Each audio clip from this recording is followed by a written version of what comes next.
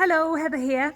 Jane and I have had some fun loading and unloading the van this morning, and we've been rearranging things, listening to all your feedback. This is not a perfect solution to all of the problems we've got at the moment, but we hope we've made a bit of a difference today. This is going to be viewed by anyone who wants to see it, but it's especially important for cooks and shift leaders. First of all, is we now have 14 complete bed packs and mattresses, all labelled. We know the bags are not great, and we're hoping to get quite a lot of them fixed next week. They are all labelled, mostly with this sort of label.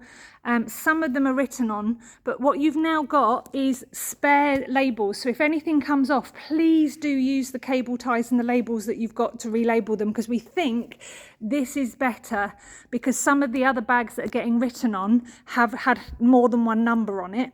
The other thing we've done is write the number of the bag as many times, the number of the mattress, as many times as we can, so that it can be seen as easily as possible on the van. There are only 14 at the we think we will, the maximum number of guests we'll take is 12, unless the severe weather is called. At that point, we could take up to 16. But what we'll do in that instance is we should know about that a little bit further in advance. So we will stick some more bags onto the and mattresses onto the van if we need to. But that also means there are 2 spare in case of soiling or anything like that. There's also, we've made the volunteer thing a little bit easier, volunteer bed bag. So rather than numbers, there are now 2 bags and 2 mattresses with volunteer 1 and volunteer 2 written on them. So that's a little bit easier.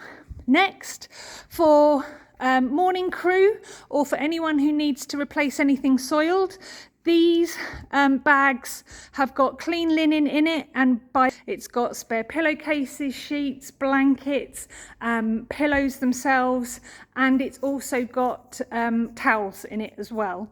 So you can put, so when it comes to the morning crew, or if there's a spillage in the night, then you should just go to one of those bags and create the clean bed pack in the morning.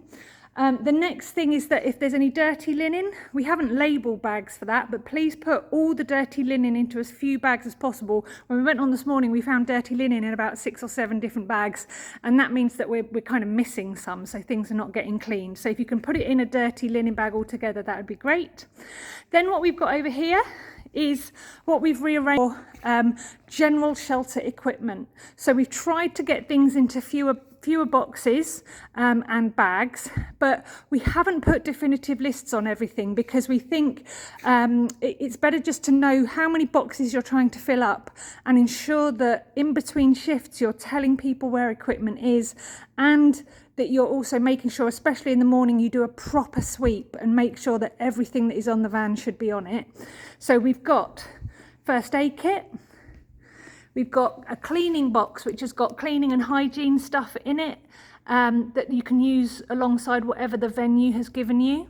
We've got a couple of 2 general equipment boxes, which has got all sorts of things in it, including spare batteries, the lamps, charging cables, spare hygiene packs, stickers, games, and all that kind of stuff. And there's also this one that I'm throwing in that has got string, blue tack, extra cable ties, pens, stickers, scissors. Please put our scissors back in. I've bought 12 pairs of scissors already this season.